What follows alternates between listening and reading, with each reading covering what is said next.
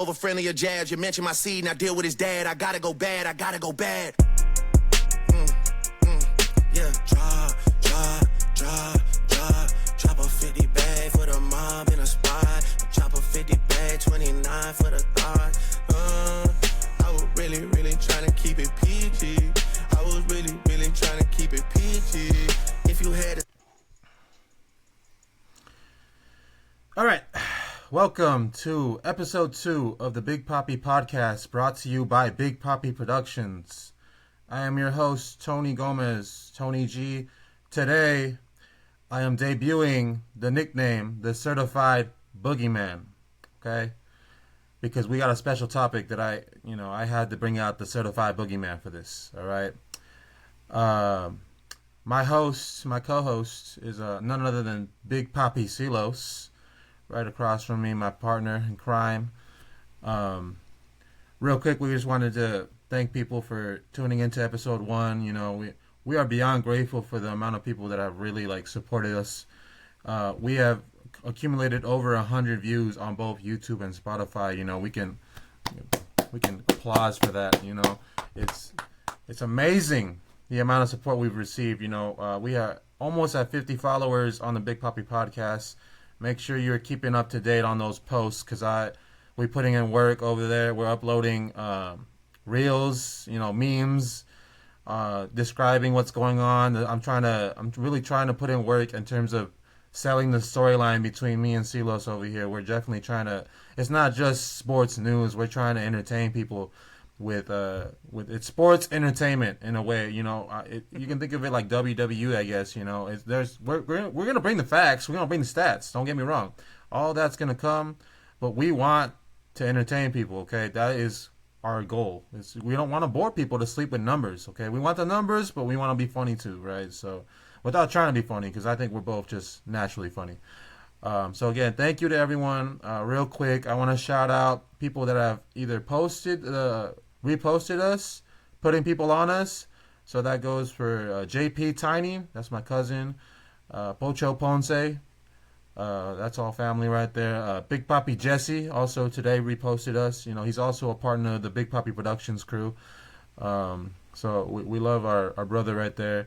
And then Kev Chimnoy also gets a shout out because when I saw him at the gym on Sunday, I didn't even bring it up to him. He immediately told me that he watched the podcast and he absolutely loved it. So, you know, that warmed my heart. It gave me a smile on my face to hear that, because, you know, this is our baby right here. So when people compliment your kid, you know, Silos is a father. He can tell you that it really warms your heart. So also my brother Ernie Naldo, my man. We uploaded that shit and I walk into his room, I knock on the door and I walk in his room, and my man was 35 minutes in, man. Oh my God. It was like within an hour of the podcast dropping, my man was already halfway, a third of the way through. Impressive work. That's loyalty right there. So we appreciate all the loyalty and the support from you guys. An update real quick. We're going to be dropping once a week. We don't know exactly when. We were saying Fridays, but then we decided, if the news comes, we can't wait till Friday. We have to get the thoughts going fresh, and that way shit don't get old. So, it's going to depend on when the news drops, and that's when we're going to drop, okay? So, Silos, you got anything you want to add on to that? I know you got some words you want to say for sure. Yeah, for sure. Again, this is Silos, and just want to thank everybody, man. On my side, I have my cousin Natalie Virgin, who, shouted us out on Facebook, shared our story, and told everybody to follow us on Instagram. Watch us on Spotify and Instagram. And also, Pamela No. I mean, she's a friend. Shout out Pam. Shout out Pam. And Pam, she's a real one. However, she wants me to, shout out the LSU Tigers football. So I will. We love the it. Season's about to start, so we're going to definitely go ahead and do that. Football, baby. Oh, yeah, it's about to start late. We're getting into it. We're getting heated for it. Woo! Get excited. Get excited. So, okay. Also, I want to shout out to, and not just them, everybody else that heard us and watched us on YouTube. Because, again, there's about 100 of you guys.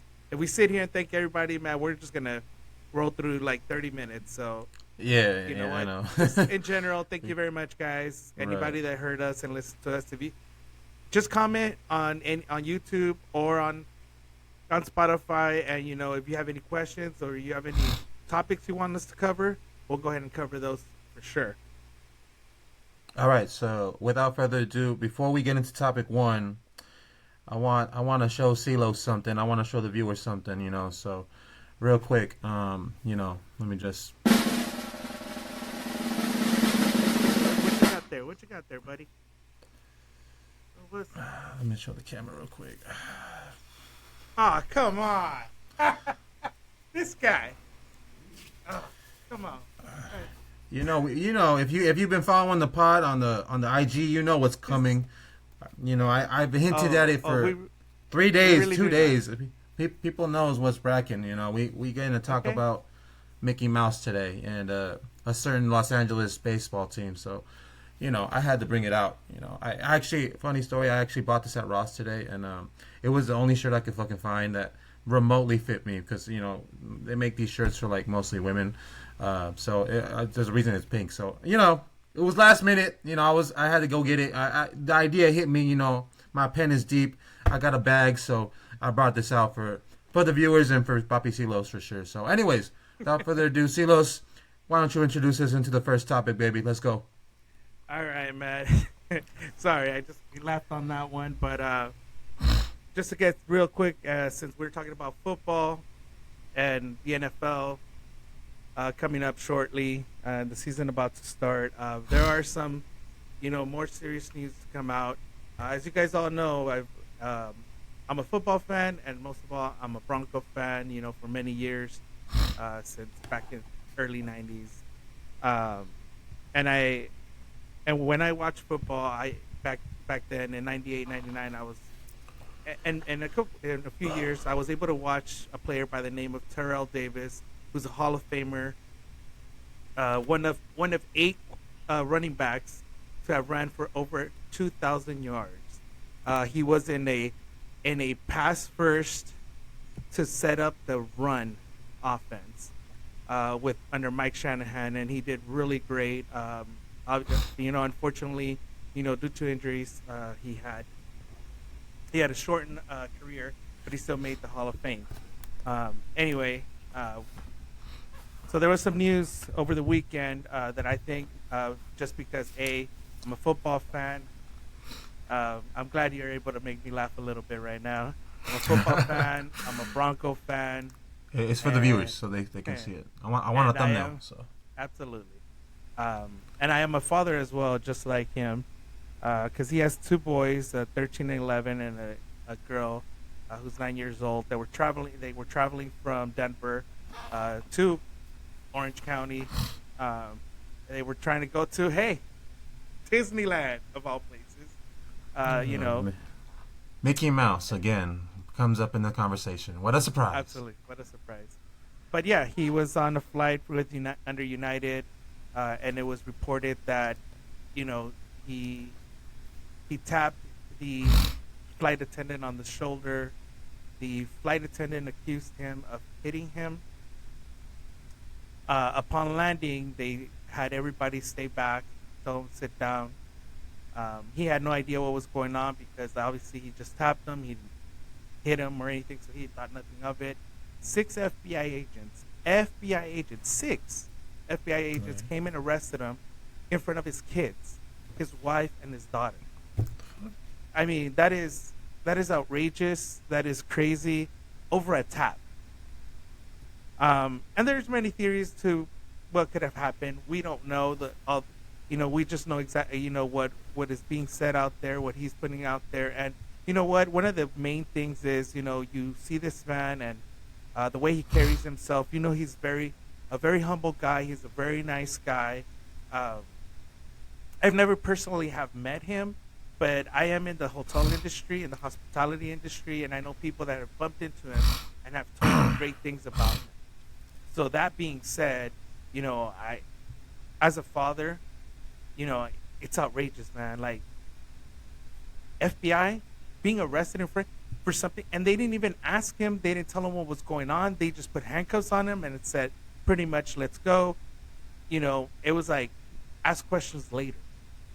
I mean, they could have said, hey, Mr. Davis, follow us. We need to speak to you, you know. And if he asked, like, hey, what's going on? Be like, you know what? It'd be better if we go into a private place. But no, they just put handcuffs on him in front of his kids. This touches home to me because I don't know, but it seems like this was something that had to do with race. I don't know the specifics, but, I will say this. Even though we're both Latino here, I do have a biracial kid, and if that were to happen to me or to him, it'd be something that I would not be able to live with.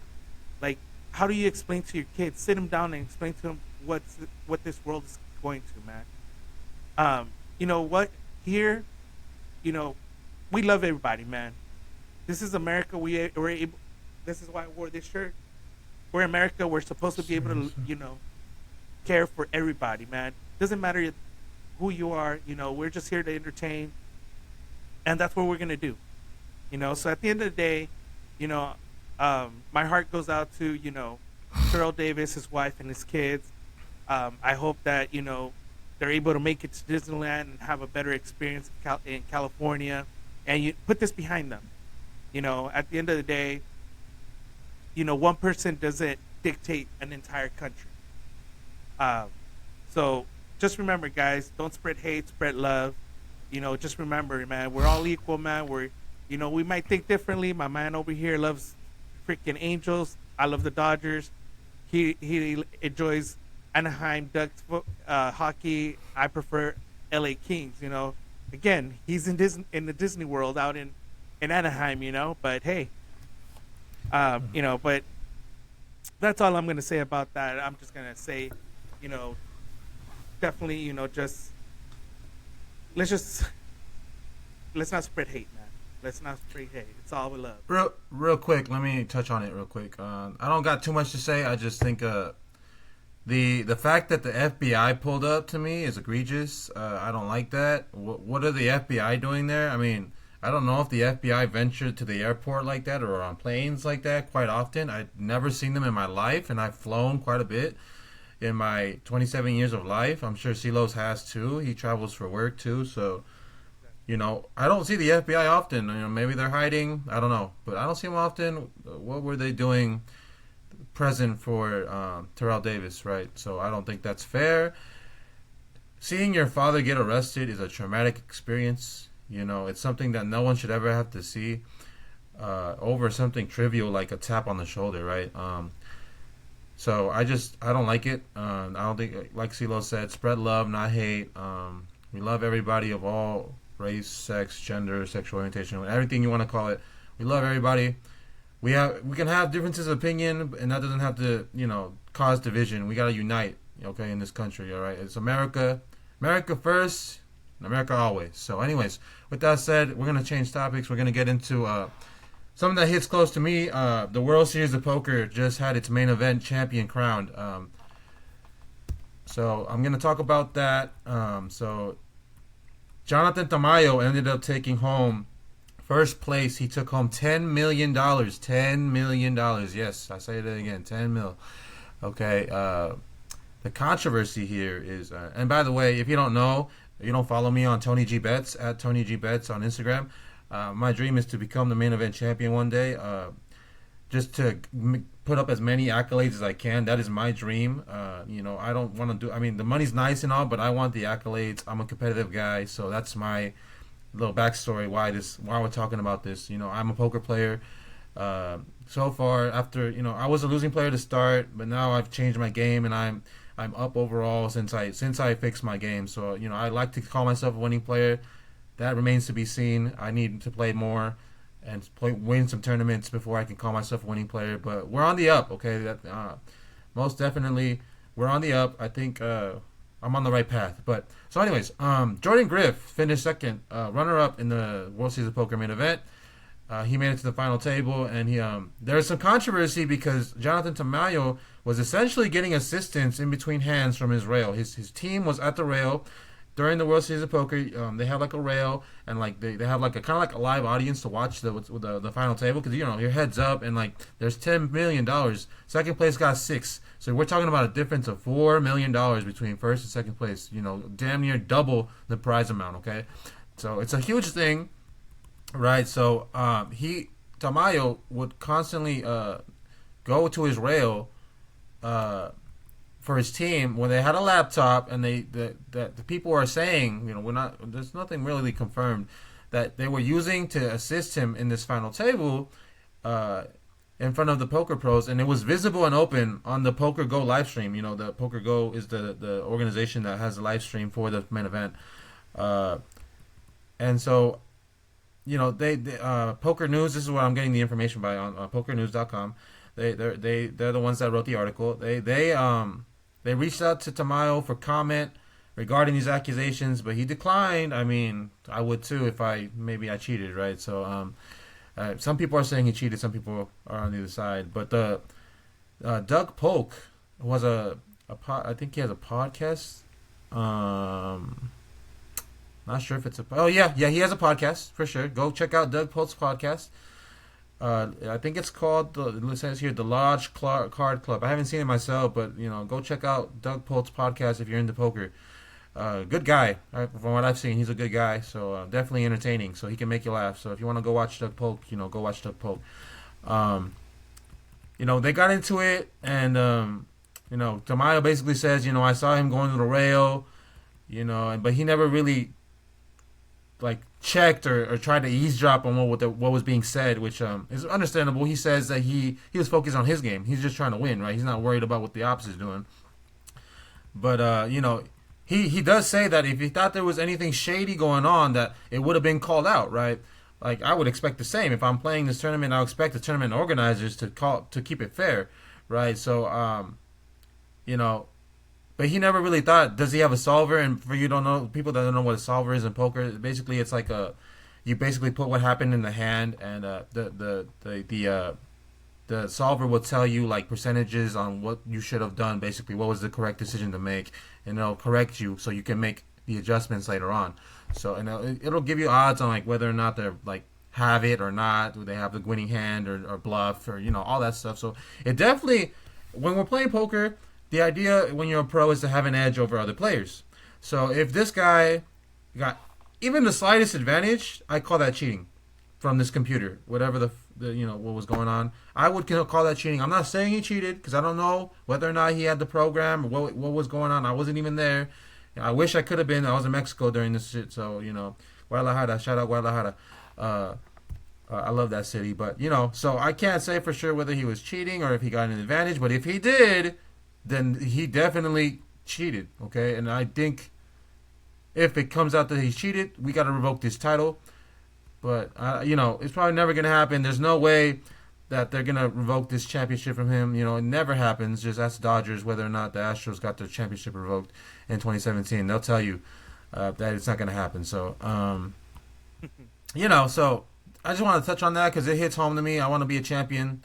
And if this did happen, I would hate to be on the receiving end. If this happened to me and I was at the final event table and I saw him going to the computer, I would definitely say something. I'd be like, hey, what's going on? Why has he got a laptop? I should have the same rights as he does to have a laptop in my team running these simulations, right? So anyways, we can move on. Cheaters suck at the end of the day. Nobody likes that. We're going to move on to Team USA. They played South Sudan a couple days ago. And man, bro, how do you only win? What was the final score? By 1 point, sir. 1 bro, point. 1 point to 100. I believe. Do I need to name the roster? Do I need to name the roster again? Because I know it off my heart. I don't even need to look. I mean, come on, man. This is a team that is supposed to be better than the Dream Team, my man. Absolutely. Okay, I don't know. I don't know about the Dream Team, but they definitely could give the Dream Team a run for their money. Coming from you, the old head, talking about this team being better than the Dream Team, that's shocking to me. This is what people are saying, that this is supposed to be the team that's better than the Dream Team. Well, yeah, LeBron James kept. It's because they're at the end of their prime, right? KD, LeBron, and Steph are at the end of their prime, if not past their prime at this point.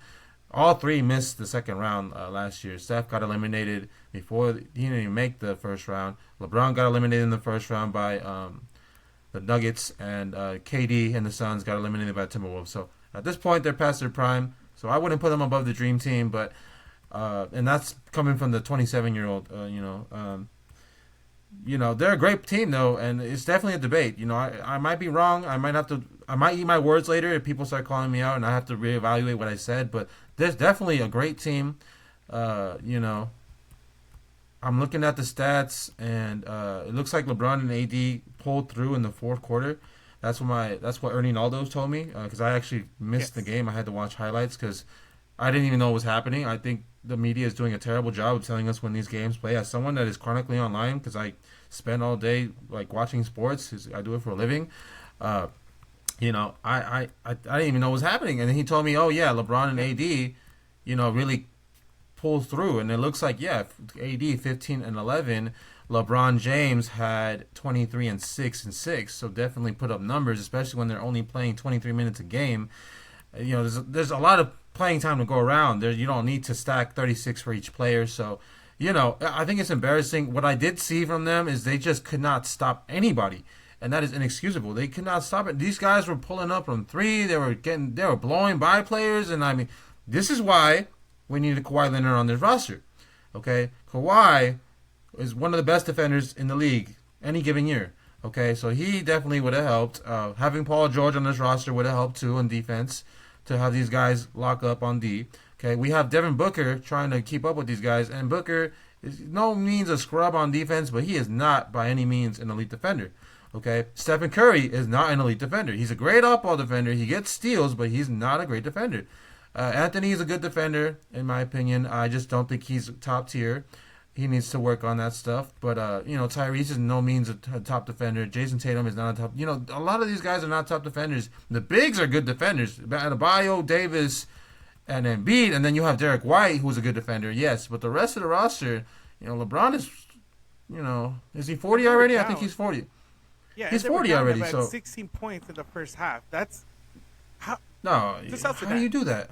It's South Sudan, and I don't want to disrespect a team like South Sudan. It's mostly because we know what the NBA is capable of. I am looking at this roster for South Sudan, and I don't know anybody. I'm sorry to say that. I know I have a deep bag in sports knowledge. I just don't know these guys. But shout out, I guess, Marios Shayuk for putting up a baller performance. My man had 24 points in 28 minutes. Also, Carlik Jones put up 15 points, 11 rebounds, and 11 assists. Definitely balled the hell out. Nobody could stop these two. It was all around performance too. Like my lord, it was like just a lot of good scoring. They were shooting at will. They were just beating us up. They were killing us. Absolutely. So I believe I don't remember if it was Marial Shayuk or Carlik Jones that hit 7 threes. 7. Oh my God! Yeah, it had to be Mario Shayuk then, because he had 24. He was the only one that could score. It was Jones only put up 15 points, so there's no way he could have gotten 7 threes. My man, are you sure? Because I believe he scored 30. I'm looking at this right here, and it says 15 points from Carlik Jones. There's no way he gets 7 threes off 15. My math don't add up, sir. Your math ain't math, not my math. My math ain't math. Your math ain't math. So, Team USA, be better. You're representing America. You have LeBron James. You have Jason Tatum. You have a lot of great players on this roster. There's no excuse to be losing, damn near losing. And then they followed it up with another close win, barely won against. I forgot who it was, to be honest. I'm sorry. But they followed it up with another close win. And I'm like, come on, man. What are we doing? And you know what? South Sudan should have been a wake-up call for them. Like, hey. You win. You barely won 101 to 100, and now you keep fucking up. I heard AD being like, a win is a win. A win is a win. Like, hey man, sure, but what happens when you actually lose those wins, right? The ones that are close. So we can't have that happening. We just can't. South Sudan had 8 seconds to score, and right. Honestly, and they fucked up. US got lucky. They didn't score, but had they scored, then what? You lose to South exactly. Sudan What are we saying then when Team USA? What do you say? We lost by 1, bro. You were. Shut up. The spread was, I believe, 40 points, if I'm not mistaken. Was it really? Oh hell no! No! I would have been so upset. Like, dude, anybody that took those 40 points on South Sudan, came up on a bet. Bro, honestly, like, if I see plus 40 points, I'm never putting minus 40, okay? If you're a gambler, okay? For the record, do never take a spread like minus 40, okay? I don't care if it's Team USA. I don't care if Jesus Christ is on the team himself, okay? You don't take minus 40 points, man. You're starting the game losing your bet. That's how bad that bet is. It takes 40 points to get that bet back. But anyways, we got the Gen hour later, so we don't got to get into bets, okay? I think we covered Team USA enough. We lit them up enough. Yeah. Don't do that shit again. Get your fucking shit together, Team USA. We unacceptable. All right. I mean, my God, me and Silos could do a better job. I mean, no. All right. So, yes, sir. WNBA time. I love this segment because these women put on a fucking show, man. Oh my God. I actually got to catch some of this game. Unfortunately, I had to have dinner with the family during the game, and I forgot that it was going on. When I got to my room, I was like, oh shit, the WNBA Allstar game is on, so let me turn that shit on. So, I turned it on, and my God, it was amazing, man. It shit on the men's game. It absolutely shits on the men's game, man. Oh. Did we not call it last week? We said you guys need to watch the WNBA because that thing is exciting. Look, these stars, the All-Stars, they have defense, man. So good. Yes. You've seen the NBA All-Star, right? They just score. Let them score. And these ladies have defense. They put up a fight, and oh my God, just man. It was to die for, man. Honestly, go watch the highlights, man. We're not kidding, man. Step back threes, dribble to the rim, boom, layup. It was amazing because they're all all-stars, so they all are the best that this league has to offer.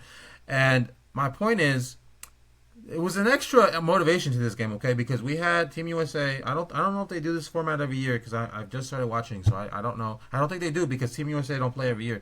So Team USA was out there to prove that they earned those Team USA spots, and the WNBA stars were out there to prove that they should have been picked on Team USA. So this game had some shit behind it, and when you got a chip on your shoulder, you're gonna show out, just like I will later on the pod for the main event of this episode. So, real quick, I just want to shout out the people that I think fucking balled out. Everyone balled out, but the ones that really stood out. So Arika really put out a great performance. She got all her points in the third quarter. Basically, she put up like 20-something points overall. Great performance. I saw her hit a bunch of step back threes. She literally hit like a Steph Curry shot. She was driving down the left side of the baseline, the 3-point line, and just like stepped to the side, bam, knocked that shit in. It was crazy. Breanna Stewart and Angel Wilson, of course, the two best players in the league. You can't go without mentioning them. They combined for over 40 points. Just goes without saying, they really should be the Magic and Bird. Unfortunately, it didn't work out that way. I think the WNBA failed them in marketing them as the Magic and Bird of the league because they are literally the two best players in the league. And, unfortunately, I can't call them that just because they're not bringing in the views that Magic and Bird did. So, sadly, I loved both of them. Great players. They both have complete games. They 3-level scorers, all that. So, Caitlin Clark, first rookie with 10 assists. Our girl CC showed up. She did not shoot the ball well. It's going to happen every now and then, but she put up 10 assists. And you should see some of those dimes, man. She had like a couple over. And then one of them was to our girl Angel Reese, man. That shit was crazy, bro. What did we say on the last podcast? We said, let's be friends, man. Let's be friends. Let's be friends, okay? And we saw that. They were friends, and it was a Caitlin drive on the left side. She drew the defender, and she bounced past it to Angel Reese for the bucket. And when I saw that, I was like, fuck yes, baby. Because I saw that one live. I was like, yes! Cook! They got to cook. Absolutely. And, of course, we can't forget to mention Angel Reese, first All-Star rookie double-double. Impressive performance from both these women. The Clark and Reese duo was great to watch. And, it was all around an amazing game. Reese was the one interviewed afterwards. And it's like I told you, man. She won at the box office, so she got multiple interviews. She got interviewed after the game. And then they brought her up on the commentator panel to shout her out real quick. She said she's going to be doing shopping during this month break of the WNBA. She's going to be shopping. She's going to be doing her hair and nails, all that stuff. We love to see it because these women have been, Reese and Clark specifically, have been playing nonstop since October, man. My God, I don't think anybody plays this long. It's crazy. They've been playing for damn near a year. They're 3 months away, less than 3 months, 2 months away from have been playing for a year straight. That is insane. You know, they gotta figure something out with that, man. I don't know, man. They're gassed. You can see Clark and Reese are gassed, bro. Like, they're bringing and the in fact the that money. the fact that they're doing this type of numbers and they're gassed, like, come on, man. Like, but you know, their box office. That's why they get the interviews. They bring in the views. You know, Reese and Clark are both great on the mic. When they get interviewed, they have the right responses. You know, Reese can be a little more inflammatory with some of her statements, but that just brings in the press. We know all publicity. It's good publicity. Yes, sir. The lob right there to my man LeBron over here. But, you know, WNBA Allstar game. You got anything else you want to add, Silos, before we move on? No, I'm already done with this absolutely. segment. I mean, it was a great game. I mean, I missed it. I had to I have a regular job, so I had to work. But I did watch the highlights, and man, even just these highlights, man, it was absolute fire. You know, at one point in life, you know, back in the days with Lisa Leslie, I tried to watch the WNBA. It's old head hour. It's old head hour. Yeah, you could call it. And Candace Parker. I tried to watch it, and let me tell you, Lisa Leslie and Candace Parker were dominating, and there was no one close to them. But now it's, you know, there's more competition, and it's more interesting. So yeah, I mean, again, I'm gonna say this once again, ladies, gents, as well. Watch the WNBA, man. It is Facts. It is just great, Listen man. to the man. Watch the WNBA, man. Absolutely. All right, so we can move on now. Let's move on to Jake Paul versus Mike Perry. Sorry, not Paul Perry. That'd be funny. Paul Perry, Yeah. right? Oh, It's man, because I have it here. I have it here on my notes as Paul versus Perry, so I read Paul Perry. I just want to set the record straight. Last week on Friday, in episode 1, I legitimately said this will be a knockout, and guess what, ladies and gentlemen? Knockout. It was all bad, man. You know, Mike Perry has the power to knock out. With gloves, it is different. For those that watch the fight, man, in boxing, you cannot drop your hands. You cannot drop your hands. You drop your It hands. seems like his opponent. It seems like Jake's opponents just love to drop their hands, man. It's kind of weird. I mean, come on, man. Let's be realistic. He's fighting MMA fighters who are used to, if they drop the hand, you know, they have lighter gloves. Okay.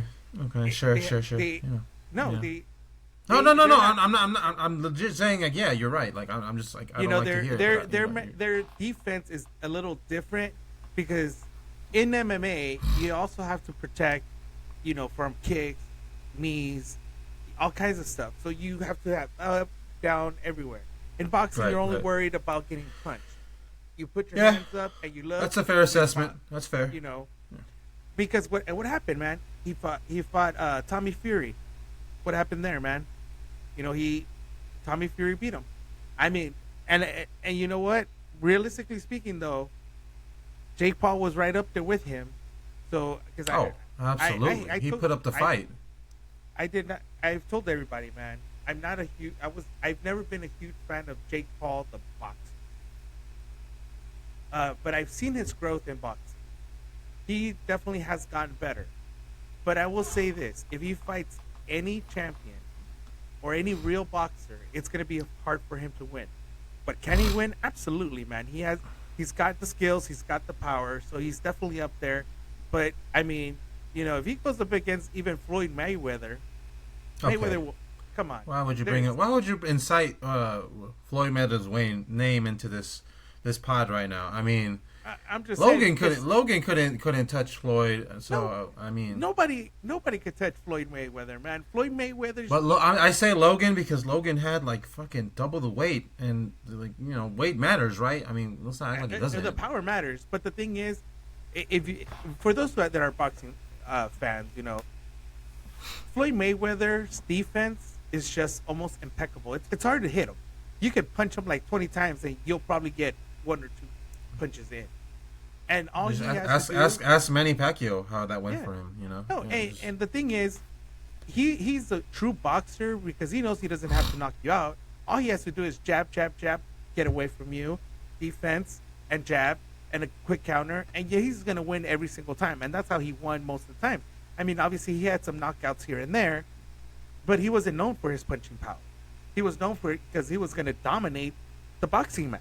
Again, boxing matches. He wasn't a boxing fighter. I mean, that's Manny Pacquiao. Manny Pacquiao will go out there and just, thug it out with you guys. But Jake Paul definitely is getting a lot better. I think a few more fights, and I think he should ideally change from MMA fighters, from all these non-boxing fighters, to a real boxer, to really grow as a boxer.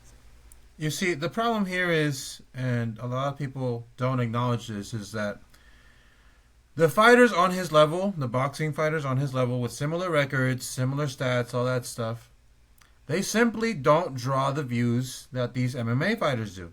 They don't have the name. They don't have the cachet. They're not box office, okay? That's the problem when you talk about Jake Paul. Jake Paul is a fucking draw, man. He brings in views, okay? He's a stat sheet stuffer when it comes to numbers. Numbers-wise, he's out of here, okay? You can't keep up with him. You're not keeping up, all right?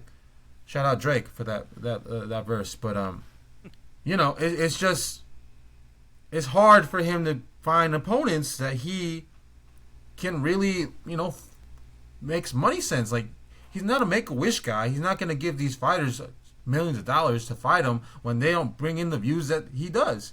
Why would I scratch your back when you can't scratch mine, right? So, in that sense, I get it, okay? But as he improves, and his record improves, and he gets better, and he gets ready to fight these guys that have that level of cachet, that make money-wise sense, he will fight them eventually. He said 3 years, he will be the Cruiserweight champion. So mark your calendar, Silos. We're gonna watch every fight. We're gonna talk about it every podcast when we can. And we will see whether or not can he do it. I think he can. Hot take if you want. I think he can do it. My man is driven. He has the ambition, and I know when you have ambition, man, and you have drive, you can fucking do anything, okay? I don't want to hear otherwise. All right? I'm living proof of that shit. So when you have that type of drive, you can get it done. So I think Jake will do it. If he says he's going to do it, I believe him. And especially, people love to say it's rigged. If it's rigged, then he won't do it, right? So, I don't think it's rigged. But I'm just saying, like, if it is rigged, then why wouldn't he become champ? It would be a great storyline to shut up all the old heads that'd be like, oh, Jake Paul has no chance against Mike Tyson. Shut your whole ass up. Mike is 58, for crying out loud. But, we'll get in, we'll get into it later. People really think a 58-year-old has a chance against a prime 27-year-old. Come on, man. Come on. Fucking be real. But anyways, we're not talking about Paul Tyson. We'll have an episode for that. But I know Silas wants to say something. Go. Do you want to say something or what? Everybody has their day, and you never know, man. I mean, don't get me wrong. I think Jake Paul versus Tyson. I think Jake Paul is just young, fast, and everything. But at the end of the day, I mean, it's simple math. Mike really. Tyson is Mike Tyson, and if he lands one good pun, I do say that if he can catch him in the first round, maybe 2, then he can win. Sure, it's Mike Tyson. But if it goes past 2 rounds, that man is not going to last the distance with Jake. It's going to end. It'll probably be a KO. I'm sorry. I mean, maybe not a KO. I think I'm getting ahead of myself because it is Mike, and he's smart enough to last. But does he have that cardio still? We don't know. He just had that heart condition, right? Was it a heart or a stroke? I forgot what it was. He had something going on medically, and he's not even fighting yet. So imagine as the time goes on, the intensity of training is going to increase. It doesn't get any easier. So what's going to happen? Will he even fight? Will this fight even happen? We don't know. I don't think it should happen. I don't think it should. November. I don't think it should not happen. I mean, the man is 60, almost 60 It's too years dangerous. Old, it's so dangerous. Here's the thing, though. I will say this. Many years ago, Buster Douglas fought against Mike Tyson, and nobody gave that man a chance.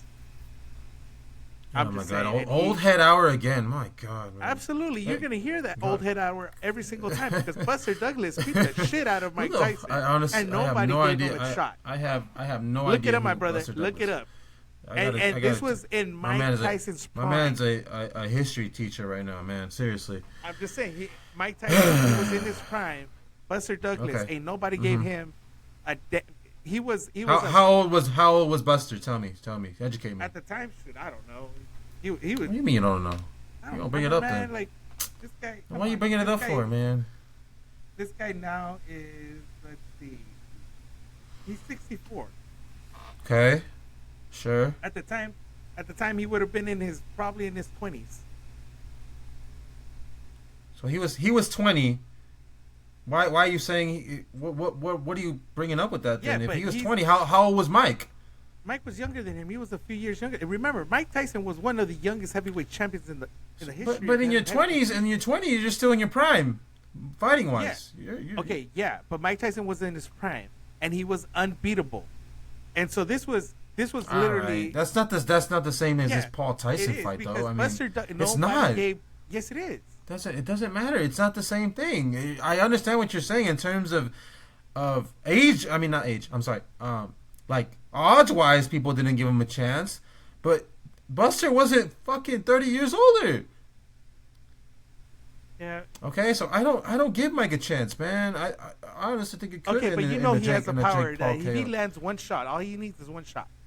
And to be honest with you, if it does not happen in the first round, if it does not happen in the first round. He ain't even got that prime fighting power. He doesn't have the prime punching power anymore. I'll tell you that. So how hard can he still hit? I know it's Mike. I don't want to get hit by Mike. I don't want to find out how hard he hits because that shit'll put me on my ass and I'll be in the hospital for a week or two.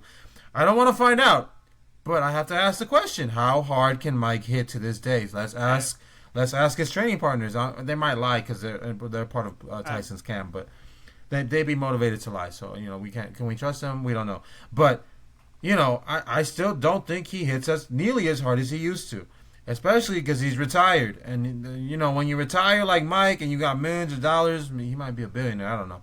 But when you got that kind of life, man, why the fuck would you still be training like crazy hard? I know he probably still stays in shape and shit because, health and all that. I like to stay healthy too, but, he's not what he was. That's my final point. I think Paul has a good chance of KOing him. Because Mike is going to get tired. He might drop his hands because he's that tired. And, Paul is going to take advantage. He's younger, faster, stronger, all the things, name it. He's 58, man. Let's see how we feel at 58 because I don't think I'd be able to go toe-to-toe with Jake Paul. I can't go toe-to-toe with Jake Paul now, and I won't do it at 58. So, anyways, any more thoughts, Silos, before we move on to the main event? No, my last thought, and I don't know if you heard me earlier, I just said, if Mike Tyson does not land that huge punch in round one, it's over. There's no lucky punch after round one. Yeah, I agree, 100%. Yeah, he might get one in round two because he's gonna take a break after round one. He'll get to catch his breath, and he'll maybe have another minute in round two. I don't know. They might be doing 3-minute rounds, 2-minute. I don't know what it is, but he might have a second chance in the second round. But if it doesn't happen within the first 30 seconds to a minute, it's chalk it. He might actually last the whole fight. Just covering up, trying to, save face, but he's not going the distance, in my opinion. Anyways, so Silos, what's the time on the pod right now, so we know how much time we have for the main event? We got 43 minutes, so we have about 17 minutes for the main event. Okay, perfect. That's literally what we said we were going to get to. So let's tell the people why we're wearing. I'm wearing. The Mickey Mouse shirts. Go ahead and play that clip, Silos. So let's go ahead and see why this man is the certified boogeyman today. That's why I do want to talk about this bad boy right here. Yeah. What made you? Is that where she sits all the time? All the time. All the time, right there. As soon as you walk in Lee's house. All the time. World Series trophy. World Series so trophy. when we won that World Series that year, because some people call it Mickey Mouse World Series, man, it was hard to win. Everybody would have won it, right? It was hard to win. It was harder. It was no fans in the stands. No motivation. We had to play baseball. You got to play baseball. Like it was hard to pitch. I remember, like you usually get your adrenaline from your fans and all that stuff is so much easier playing.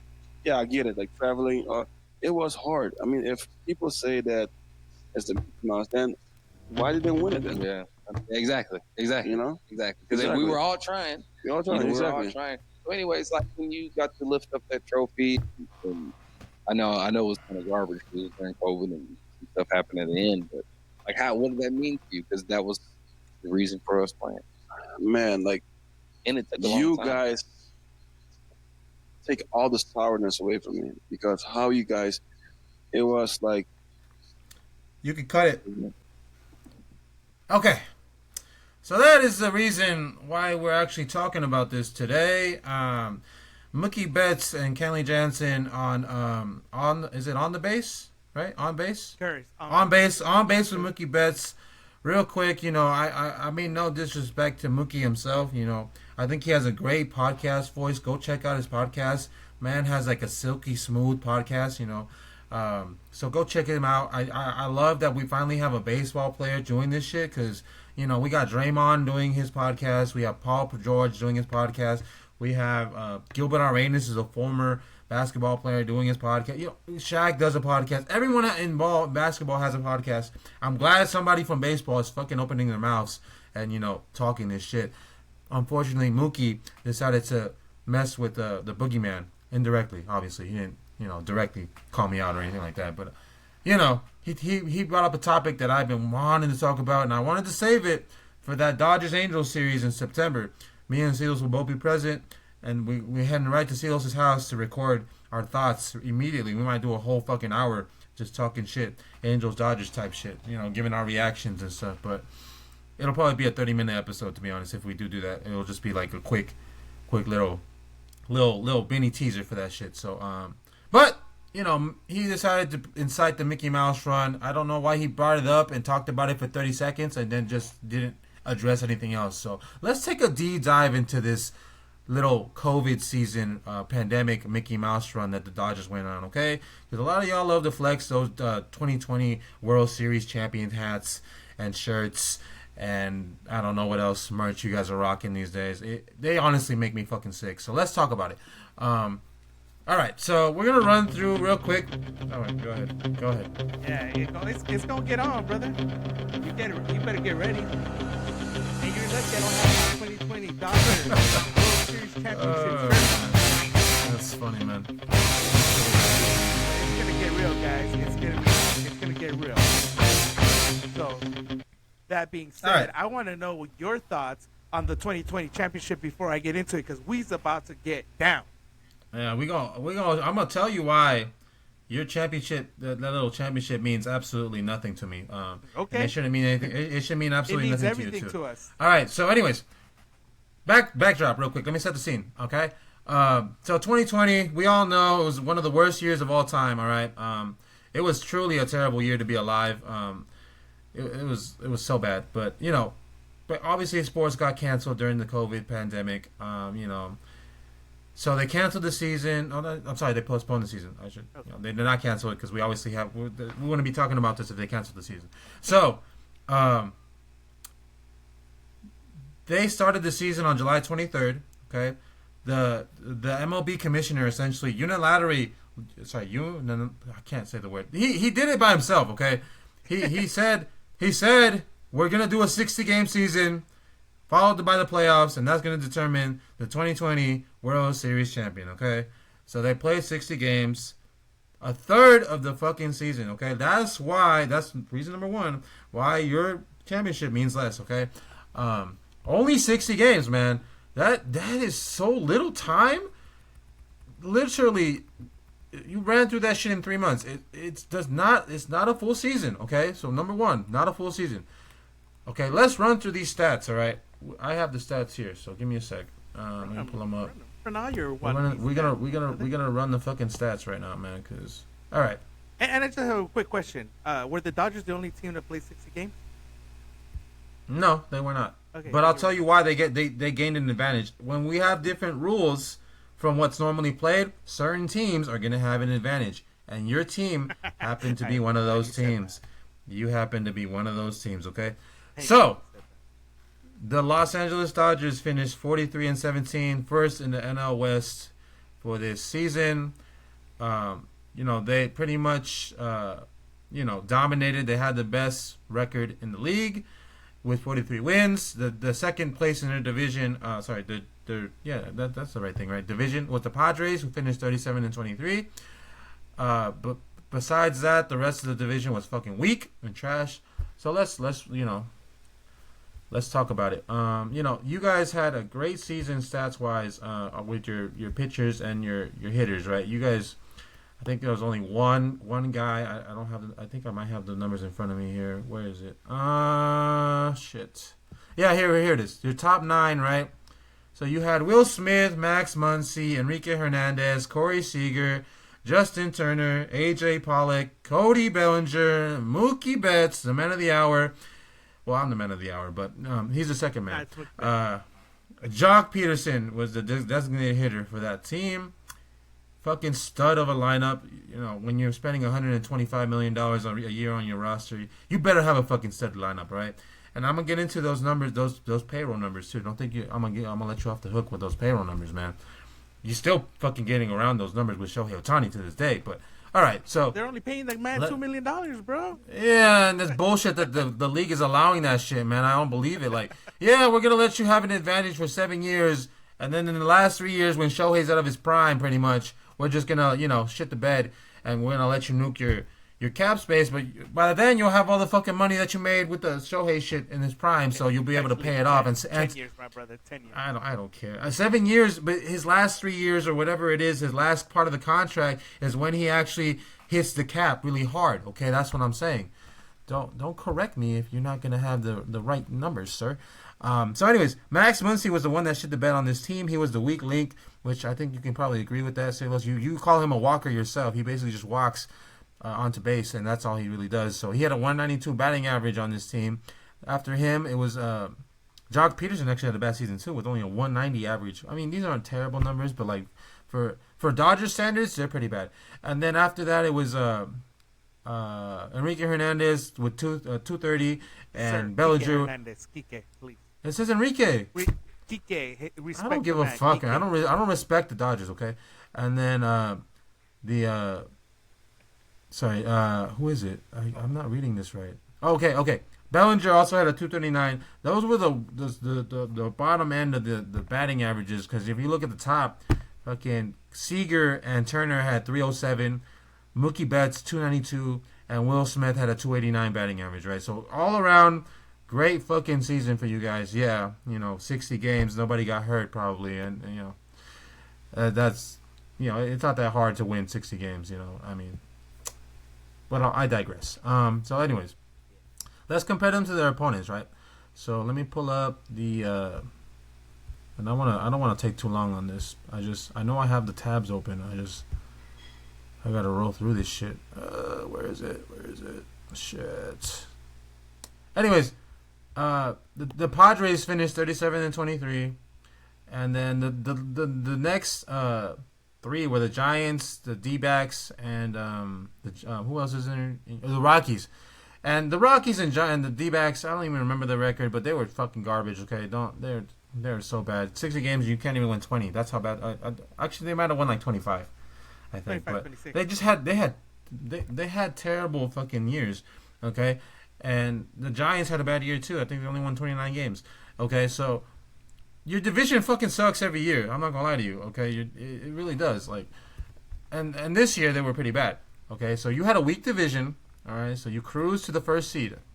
Congrats. All right, so let's talk about your opponents for like 7 straight years, bro. What are you talking about, brother?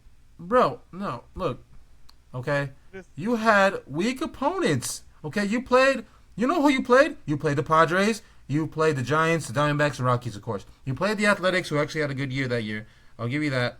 You played the Angels. Congrats. You beat the Angels 6 times. Congrats, man. Really. I really want to applaud you beating the Angels 6 times. Good job, guys. Really good job.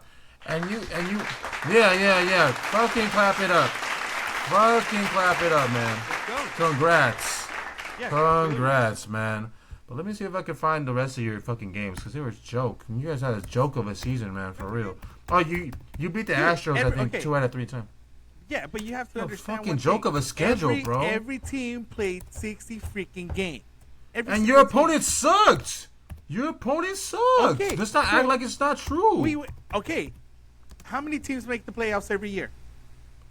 Well, that year, 16 made them. Okay, you had 16 teams that made. Yeah, that year. Because normally it's 12 before then. Is it still 12? Is it still 12 or is it 10 now? So the year before and the year after, it was only 10 teams. No. I count 12. I count 12 teams on here. No, that was last year. But 2019 and 2021. I looked up the 2019 series. There was 12 people on there. Pull it up again. You better get your shit together and get your fucking. It was right there. Dodger. Okay, count hold on. Up. Count them up. 2019. How many? It was only. I counted fucking 12 teams. Look at this. My brother. All right. 2019 postseason, right? That's what you're talking about. Yes. Look at this. Okay. 10. Okay, so I count. Okay, no, you're right. My bad. It's because I miscounted. Okay. Yes, you did. Because you missed. Because I counted. Wild card. I double counted. Yes, I double counted the wild card. My mistake. So, I admit when I'm wrong. Okay. And the same thing happened in 2021. So it was only 10 teams. So you had 6 additional teams. That means you had an additional series you had to go through. Instead of just... Oh, congrats. You beat the fucking Milwaukee Brewers who won 29 games that year. Congrats, bro. 2-0. Yeah, it doesn't impressive. Matter, but it doesn't matter. If it was that easy, then everybody would have won it, right? No. Why did the Yankees win Why did the Yankees win? Hell, why did the Angels win it? Because the Angels fucking suck, man. I'm not saying you guys are a bad team. You guys, and you know this, and don't lie, because you said in the past that you think that you guys are regular season juggernauts, and in the playoffs, you said it yourself. Don't switch up on me now. You said in the playoffs, you would bet on yourselves to lose in the playoffs. Admit that on camera right now. Go ahead. Let me finish my sit. Oh, now he wants to switch up. Look at this. I'm not switching up. No. I can't allow this. I'm calling your ass out. You said it yourself. You're asking me a question. I'll answer it. Answer the question then. Answer the question. I'll answer. So, yes, I have agreed with you that many times the Dodgers have been the number 1 seed and have been taken out in the first round or second round, or they've just been eliminated. They have not been able to win the big one. Mm-hmm. Now, 2020, you said, and these were your words, right? Because they played less games, it's a Mickey Mouse championship, right? Not just that. The run was Mickey Mouse itself too. Not just because they play less games. It contributes to the Mickey Mouse-ness because there is less room for error. Okay, if you play a full season, there's a lot more variables that come into the play. Let's not act like different rule sets don't benefit different teams. Okay, this applies to every fucking sport. When you have different rules and a different season length, all these things contribute to a different outcome, okay? They benefit different players. I know this because I understand rule sets change odds and they change edges. All types of shit happens when you change the rules. So when you have a bona fide fucking stud lineup like you have every year, you fucking suck still, but you have a bona fide lineup like you have right the fuck now, in current form, you have a bona fide lineup. When you have that, it's gonna benefit the team with the highest fucking payroll. $124 million. Obviously, you're gonna do well in 60 games because you have proven players. Okay, who'd you beat in the series? The $28 million payroll Tampa Bay Rays. You had 5 times the fucking payroll, and congrats, you beat it 5 times. You had 5 times the money spent, and you beat them. Congrats, bro. The Oakland A's beat the Yankees, and they had the lowest payroll, and the Yankees had the highest payroll at one point in time. Back in the 90s. You ever seen the movie Moneyball? Come on, man. Again with the fucking old head out, man. Because it doesn't matter. You play the game, and whoever wins. It doesn't freaking matter.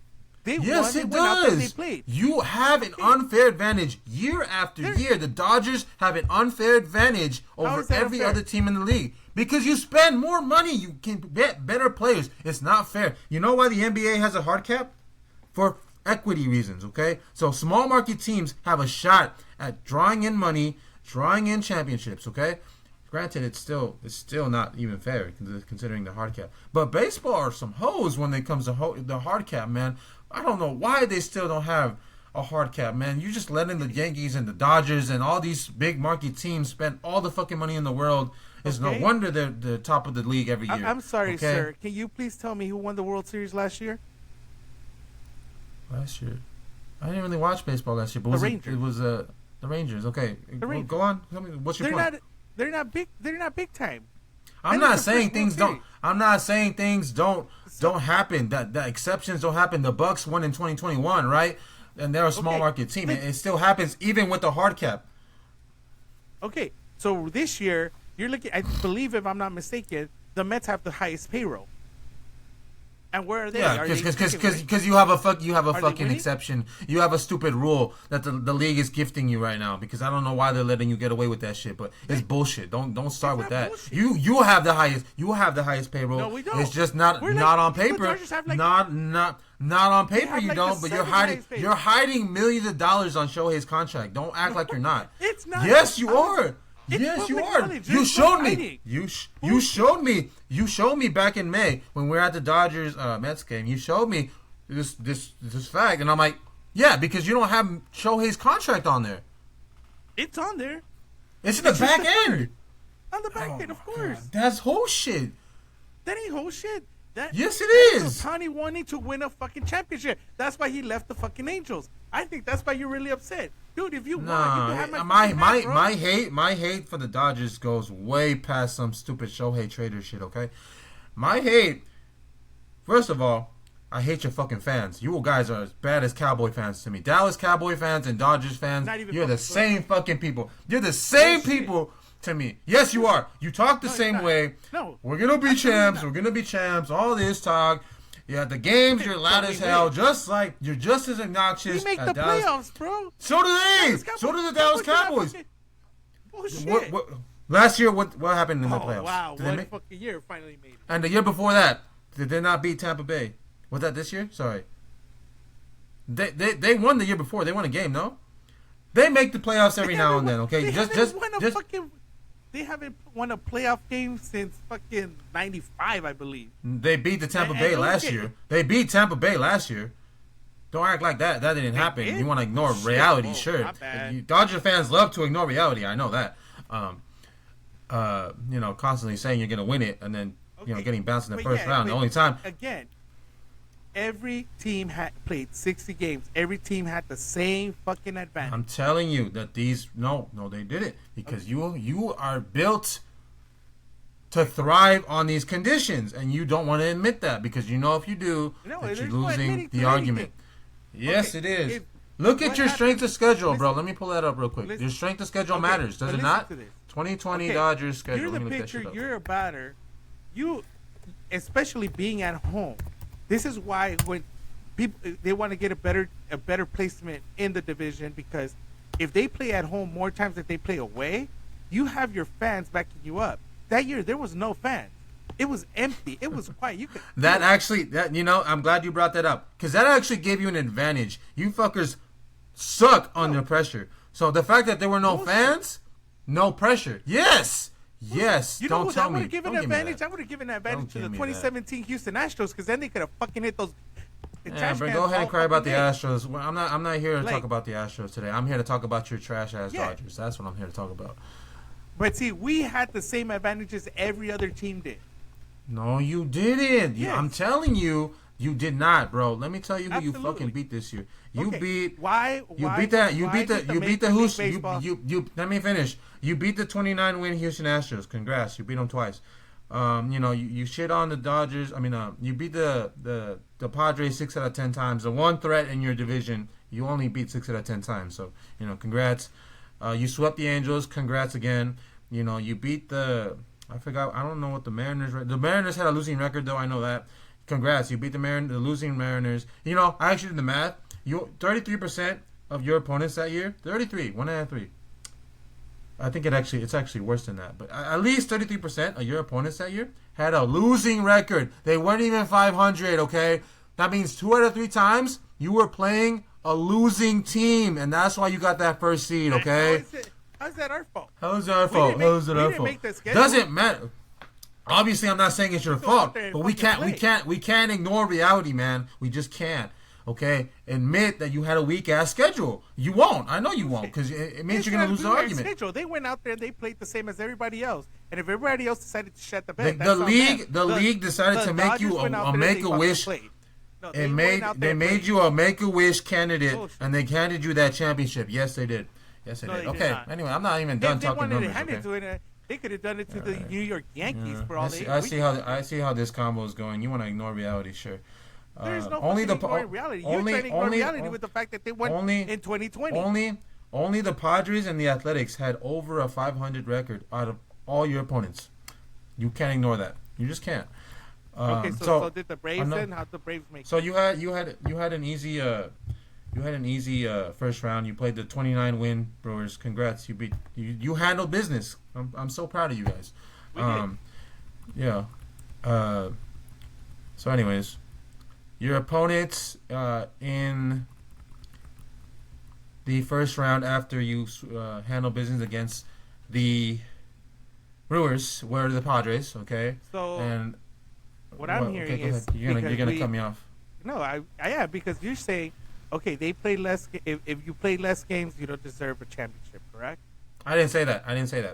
I'm saying, in my opinion, and a lot of people's opinions, actually, it's not just me. I don't give your championship merit. I don't. Okay, I'll ask you one hypothetical All question. right. Because this is super hypothetical. Because this definitely would have never happened. But what if? There we go. You're gonna ask me about the Angels. Yeah. What if the Angels had won that season? I can read your. You're not a very good chess player. Go ahead. Tell me. Ask me your question. I already know what would happen? What would you call it if the Angels won that season? Would you still call it a Mickey Mouse season? That's a good question. I'd have to think about it. It depends on the factors, because I'm telling you, there are multiple factors contributing to your Mickey Mouse run. It's not just the shortened season. It's not just that you got to avoid injuries, because Lord knows you're crippled right now, right? Are you not crippled right now currently, the Dodgers? Yeah, and they're gonna make a comeback. Don't worry. What happens if you don't?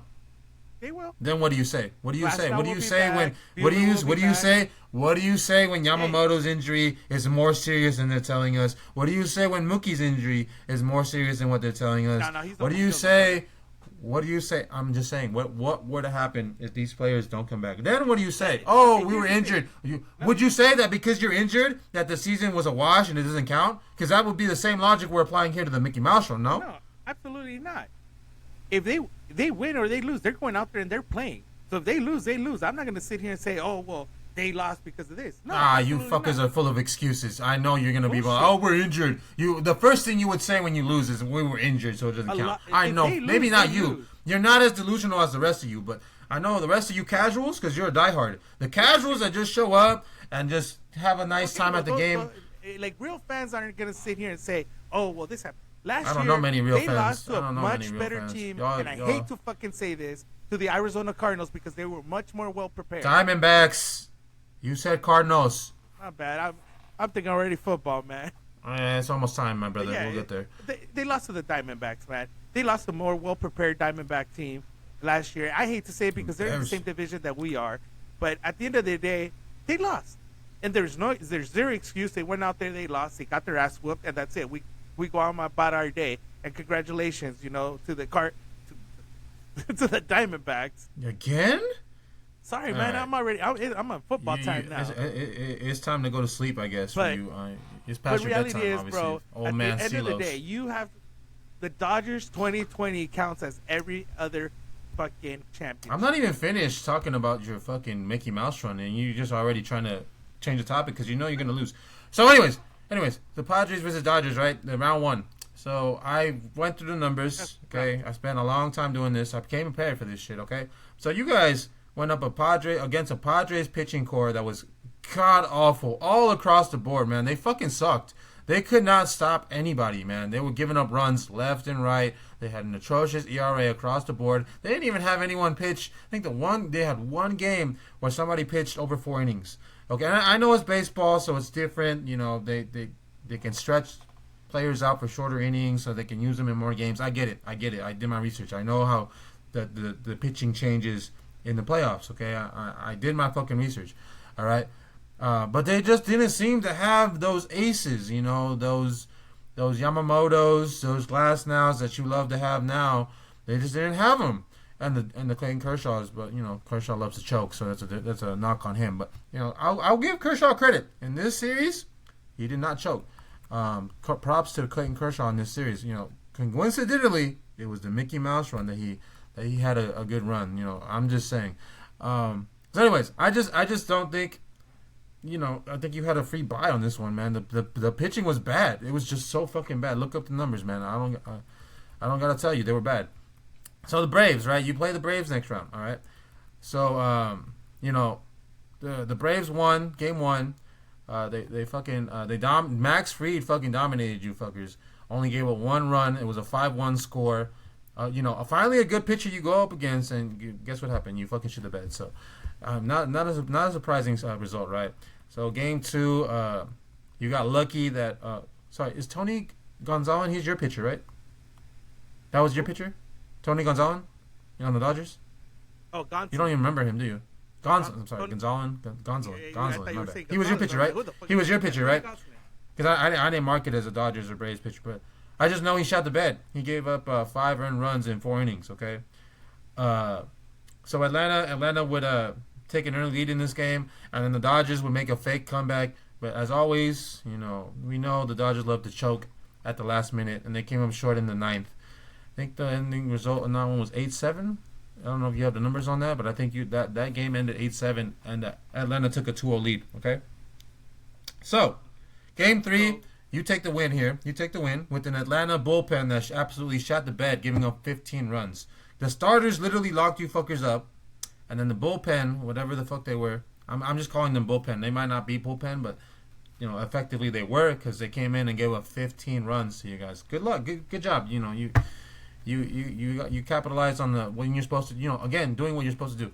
Okay, it's rare with the Dodgers. That's why I highlight that. But so in game 4, Kershaw shot the bed with 4 earned runs, and the bullpen gave up 6. In typical Dodger fashion, you lost.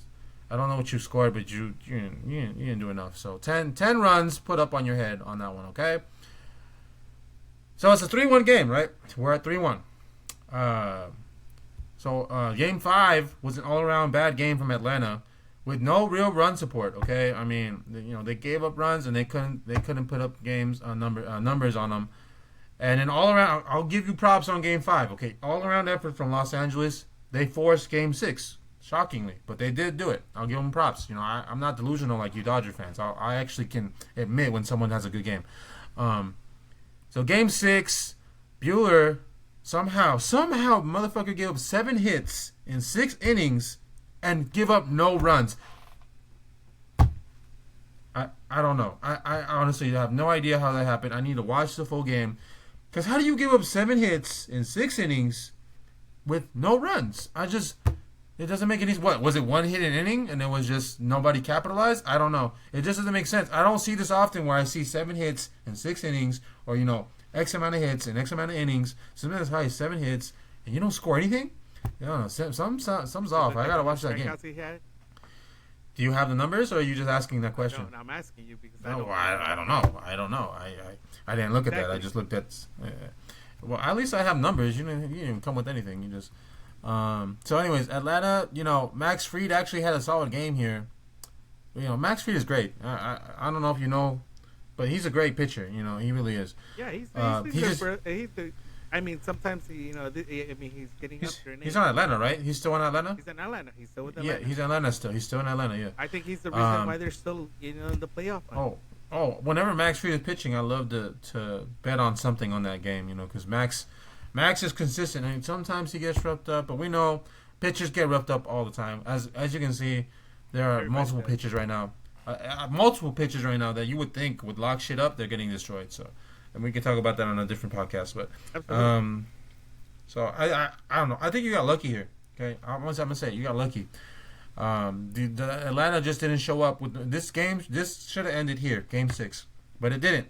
You know, you got lucky again. The Disneyland magic kicked in, and you guys got a game 7. Okay.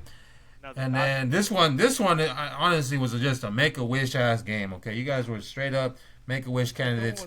You won 4-3, and I looked at the numbers and I'm like, you just got lucky that Atlanta didn't put up the numbers to beat you, man. You only scored 4 runs, and you're lucky you held them to 3. You know, that to me is just reading lucky, man. I don't know what to tell you. I know we need luck in sports, We need sports, but you barely won. You won 4-3, man. All right, that's what win. You act like I know it is, and trust me, I posted that fucking reel on. It don't matter if you win by an inch or a mile. Winning is winning. I know, but it doesn't mean you can't get lucky, and that's what I'm saying. You got lucky, and you don't want to admit it. But Atlanta could have been the same. It could have been the other way around, and Atlanta. And one more thing. Let's not act like there's not a curse in Atlanta, all right? Let's not forget the Atlanta Falcons choking that 27, whatever the fuck the score was for the 28-3. There you go, 28-3. Let's not forget that 28-3 curse in Atlanta, where Tom Brady led that charge back to a win for the New England Patriots. All right, so let's not act like this ain't. But 2 years ago, something's going on. Something going on here in Atlanta, bro. 2 years ago, my man. Okay, but maybe they broke the curse. Maybe they finally went to go see a psych and they found out what the curse was. But, anyways, let's move on to Tampa versus LA. I think that Atlanta thing was a fluke too. I'm gonna give the choker Clayton Kershaw some props here. Okay, he finally fucking showed up. Only allowed 2 earned runs in 6 innings. Every dog has his day. I can't deny that. Games 2 and 3 weren't really significant to me because I didn't make any notes. But I know Game 4 you choked away in the ninth because typically you do that shit. You gave up the lead in the ninth, just like you gave up the lead against the Tigers the other day, 9-4, and you gave 7 runs to lose 9-11. I won't let you forget that. It says, so Glasnow was on Atlanta, right? For this series, he was an Atlanta pitcher. Yeah, he was. I don't need you to answer that, but he was. Tyler Glasnow was an Atlanta Brave during this series. He was pitching against you guys. I don't know. You don't even remember because you were just too busy going woo. Tampa with the Rays. Oh, he was my bad. The Braves. Okay, I got That's confused. why you threw me off. Braves I was like, Rays. wait, no, he was with the Rays. My bad. I meant I brought him up here because I'm talking about this series. So yeah, Glasnow was on the Rays. I keep saying Braves. Rays, Tampa Bay, Miami, Florida, all that shit.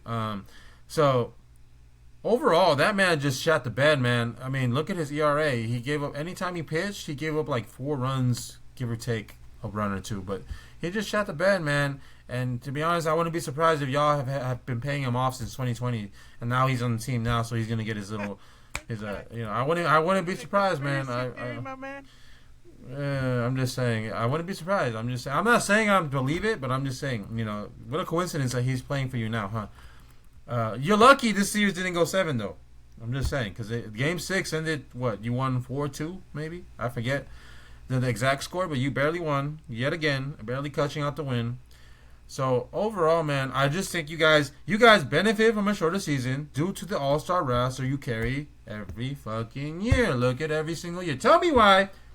This is the only championship you have to show after fucking year after year. Highest payroll. Year after year, all-star lineup, 14, 15, 16, 17, 18, 19, not a single chip. 20, you have this shortened roster, year, and then you win the chip. And the next 3 years, 21, 22, 23, not a chip. Explain yourself. Why are you not winning on regular games?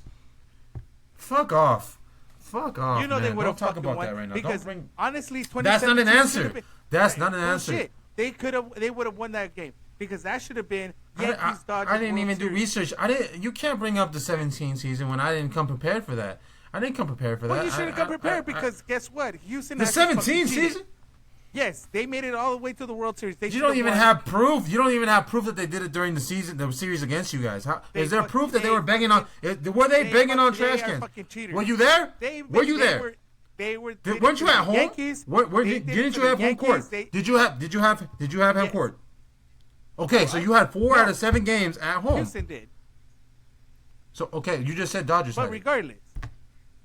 So Houston had home court. They cheated to win that World Series. You're saying Houston had a better record. We would have had it in 2017.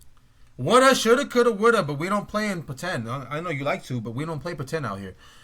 Granted, exactly. you have to play the card. You have to play the cards you were dealt. You didn't show up. You played terribly in that series. If I don't remember, I remember shitting on you guys game after game. You played bad. The cards you didn't that show were dealt up to us, and we fucking won it. You said it my yourself, God, but man. I just spent like 15. I just spent 15 minutes explaining why you had. You basically cheated in this series too. We did not. You cheat. basically cheated. How Yes, we you cheat? did. The league cheated for you by having this season. They gave you the Make-A-Wish. They handed you the chip. Here you go. Dude, we need We're tired of you losing. We're tired of you losing over and over again, bro. Like, my God. Like, seriously, you guys kept choking away, so they said, "Fuck it, we gotta give them a chip to Man, you if that know, were the case, calm they'd the give it to, masses." You know, the Disney Angels, bro. Make another movie out of Yeah, it. you're Make the kind of breaking up. Angels man. in the Did you Outfield freeze? Part 2. You're freezing. You're freezing. Hold on. You're freezing, bro. Nah, Okay. It's catching up. It's catching up. It's catching up. You froze. Okay, I have to see your fucking face when I talk to you. I want to see those fucking eyes. Just when you fucking lie to me with them. You're still like freezing on me, bro. Oh, see, even the camera knows you're fucking lying. That's why it's freezing on your ass.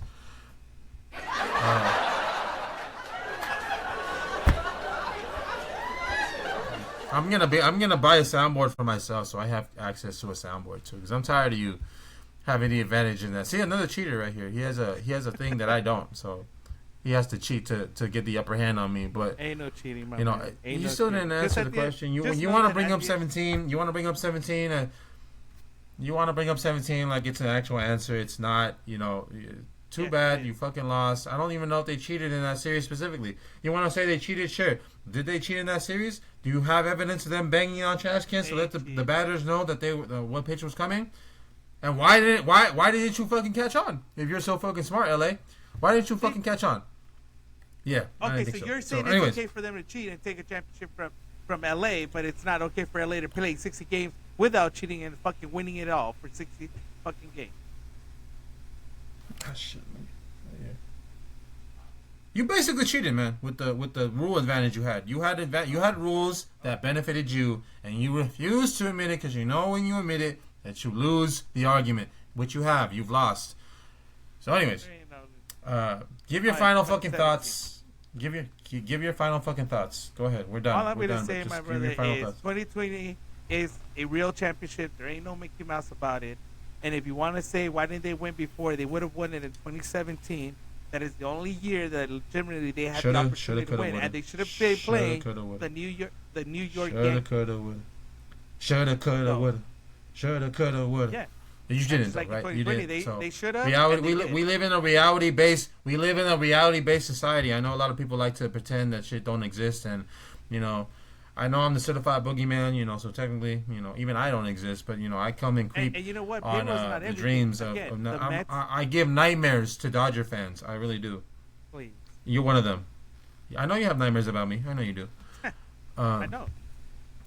Anyways, my final thoughts are, you guys to put it simply, you guys benefited from a rule set that does not exist in, what?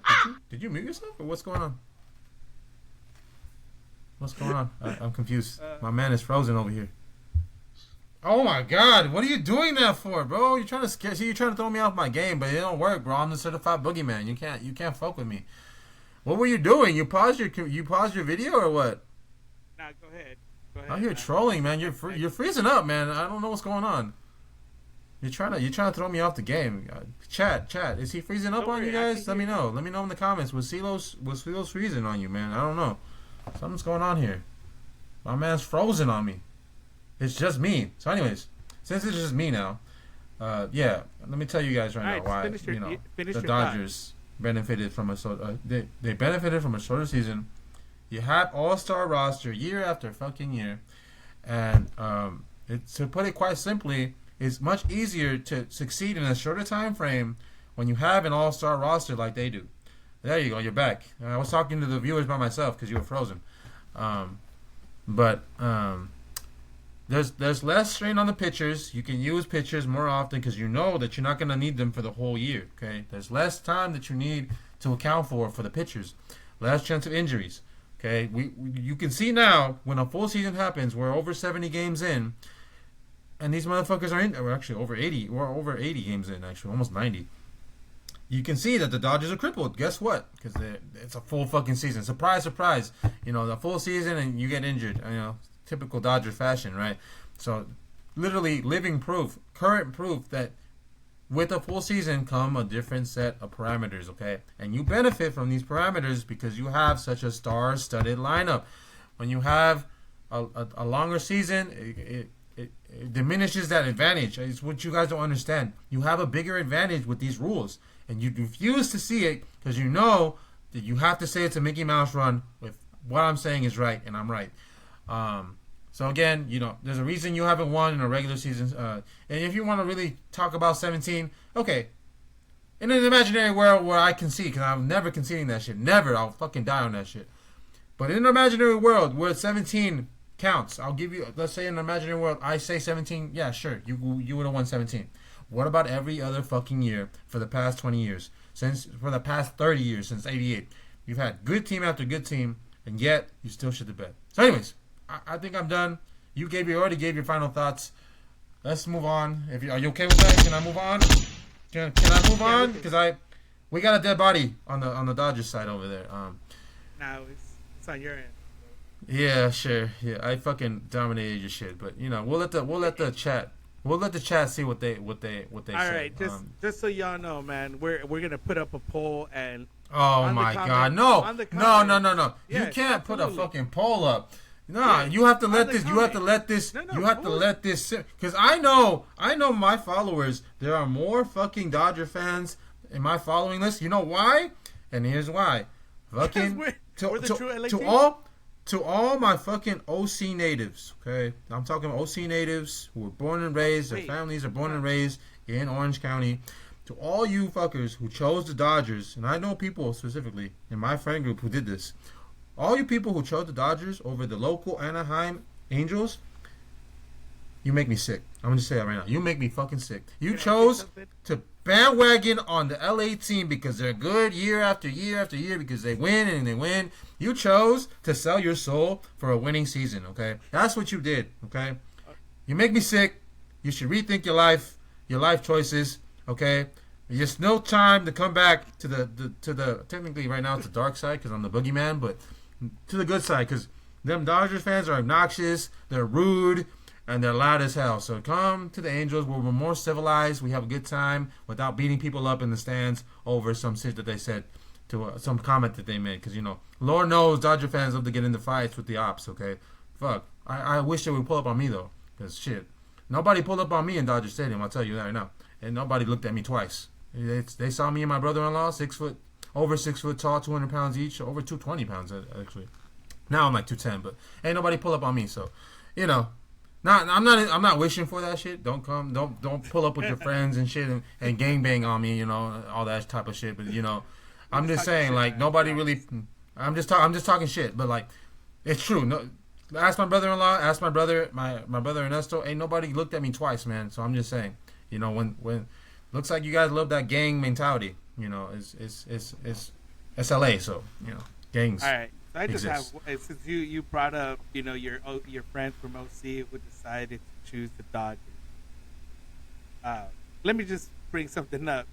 Even the Anaheim Angels, Los Angeles Angels, don't want to claim fucking Anaheim. Just so you know.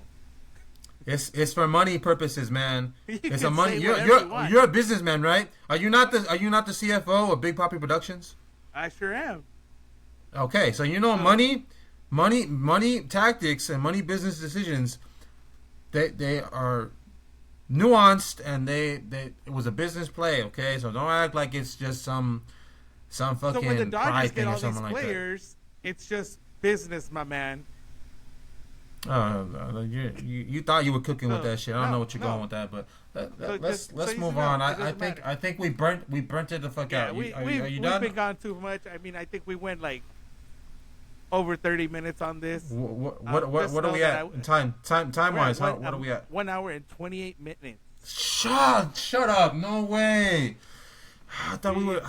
We were trying to cut this guy's into an hour, but you know what? This man believes that he's he knows it all. But I am the certified boogeyman, and I just never go back destroyed to Dodger Stadium ever I just I did. I'll pull up another fuck I want. No one's gonna say shit to me. So you already know. I don't give a fuck. Shit. Anyways, so fuck. We're gonna move on to Gen hour. Fuck, marry, kill for me. So essentially, I'll keep it quick since we're already at an hour and a half. All right. I hope you have your picks. For the record, Silos went 0 for 2 on the last picks. Okay, he's 0%, 0. Just like on his picks for this argument right here, he's 0-0. I went 2 for 3. Okay, the Mets fucked it up. And you know the Mets. Have I told you about the Mets? We're 0-9 with the Mets. That streak is alive. So if I ever pick the Mets again, just go against me, okay? Because you're gonna win. All right, just know you're gonna win. Yeah, just go against. But hopefully I never pick. No, actually, I'm picking a Mets game today. It's just not a money line. So keep in mind that if this misses, we're gonna go 0 for 10. Go opposite of what I do, because this is what I'm gonna do tomorrow. I'm gonna put a bet on this, okay? So the fuck of my picks today. By the way, I went 2 for 3 last week, 66% hit. You know, there's a pro and there's an amateur in this conversation, and you know who was who. Yankees Mets went over. I'm going over 8.5 runs. I think the pitchers are gonna fuck shit up.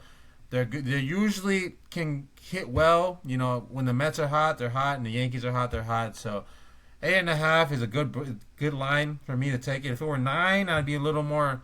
But I think it could easily go 5-4. When these teams show up, they have competitive games. You know, they like to go at each other. So Yankees Mets over 8.5 runs. The Mary.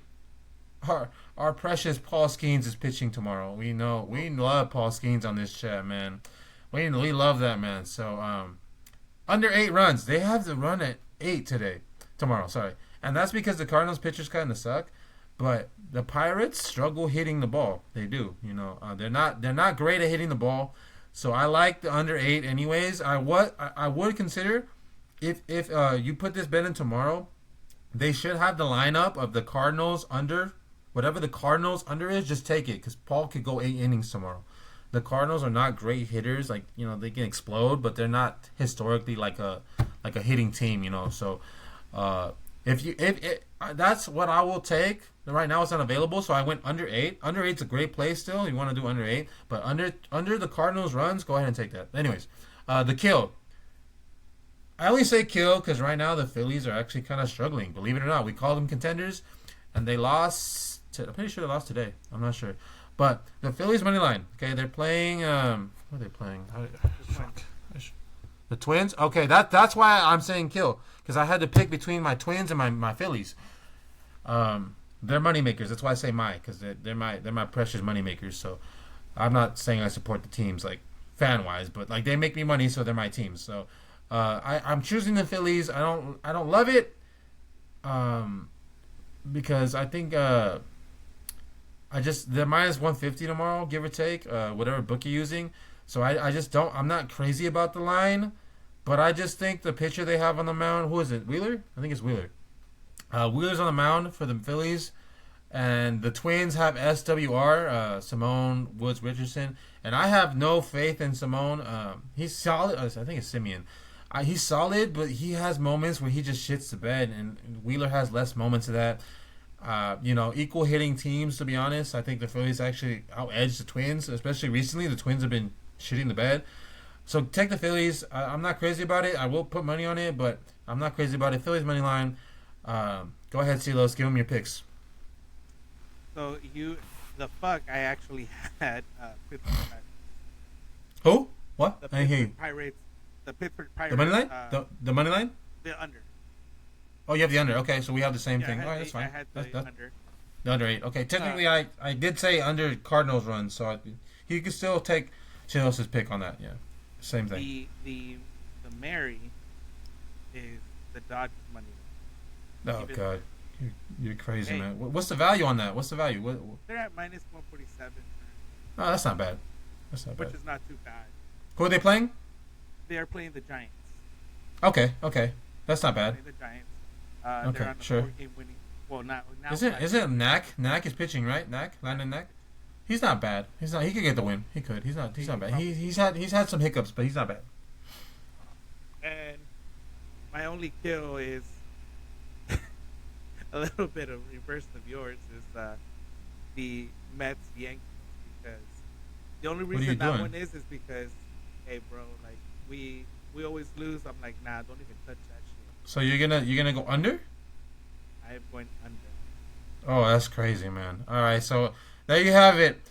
We're ops on the Yankees Mets line. One of us has the over. The certified boogeyman is taking the over. So Silos someone's will go streak with is the about to under. end. Somebody's better break this streak because Man, I swear, if they hit fucking 9 runs, bro. Exactly no, 9 fucking runs. what if like they just like somehow get a half run, you know, like it ends up like No, 'cause right now the run Okay. line is at 9, I believe. So that means I did want to do a little quick segment of the 2-leg parlay where we take one of my picks and we take one of Silos' picks, we put them together and we compete against each other to see who fucks up or if we both fuck up or if we both hit. So since we both picked under 8 technically for the Pirates, that's gonna be one of them. No, it can't be. So we can't choose that one for this parlay. So we can't choose under 8. I love it, but we can't. So we both picked it. So instead, I will go under on the Cardinals runs. That's my pick. Under Cardinals runs. Whatever the line is, I don't care. Paul's pitching, so I'm going under on the Cardinals runs. What's your pick? Dodgers running line, baby. Okay, he's rocking with the Dodgers. All right, he's going to get fucked over because they fuck us over every fucking bet we take on the Dodgers. And ask CeeLo. CeeLo, sell them. They have. They have. Yeah, see? It pained them to admit it. It pained them to admit it on the podcast, but they fuck us over every time. You know what? They will come through just to prove to you that they are the best team in the league. Oh, Even though fuck they- no. Hold up, let me Don't finish start my- this let me- conversation. let me just fin- Oh let me my just God, finish my my headache thought, is bro. back. Once the Dodgers assemble and all their pitchers and all their injured players come back. But that's You're going also to run into for another Thanos, podcast. man. We're- This is Infinity War. This is Infinity War. Anyways, we have run way too long. We're done. Thank you for tuning in to this week's episode of the Big Papi Podcast. The most intense one yet. The most explosive one yet. We fucking spent half an hour talking about the main event. We really wanted to keep this shit in an hour. But I think I went a little too far into the stats analysis. So I just wanted to make my case. As a certified boogeyman, I had to pull up with the numbers, So let us know who you think won the main event. I know most of you fucking are Dodgers fans and you're delusional, so I don't really care what you say, but at the same time, I like to know, for the people that are more neutral, what do you think? Who won? Certified Boogeyman or the hero of this, because he was defending his Dodger Nation's pride. Who won? Who won? Tell us. Who won this debate right here, this heated debate? Put it on the comments, but- and you guys will hear from us sometime next week. Yeah. And we got football coming up, so it's gonna Yeah, be I don't think we'll drop for a couple days just because there isn't really much going on. Today we dropped early because of the load we had. We had a bunch of the slate. The slate was full, so we had to drop. But given that it's just baseball for the next couple days and there's no Allstar game, there's no fights, nothing really going on, we probably won't drop until next week. So sad times. I know. I know you love to hear us talk, but again, thank you to everyone who tunes in. We love you guys. We think you're great. Truly means everything to us. And we'll see you next week. But Silos, go ahead and sign us off, man. All right, everybody. Thank you guys for joining us again. Spread love. We love each other, even though we don't agree, guys. So We're brothers, man. We're We're not- brothers like it's still Dominic good, my brother. Toretto and Brian O'Connor over here. You can pick who's who, but that's the relationship we have. We're brothers to the end of our lives. So. But before we sign off, there is something that I want to do on a weekly basis, and that's, thank our military men and women out there, because without them, we wouldn't be able to sit here and talk our dumb shit again week in, Absolutely. week out. So we'll be back sometime next week, guys. 'Cause this week it's pretty much baseball, maybe some NBA. But over the weekend we do have the UFC fight, which is, I believe, UFC 302. I want to say, or 303. Edwards versus Muhammad, which the first fight ended in an accidental eye poke. So we're about to see who really is gonna win this championship right here. But again, let us know in the comments what you guys think, and sorry for making it so long, but thank you guys and peace out. That's a certified boogeyman out. Bye bye.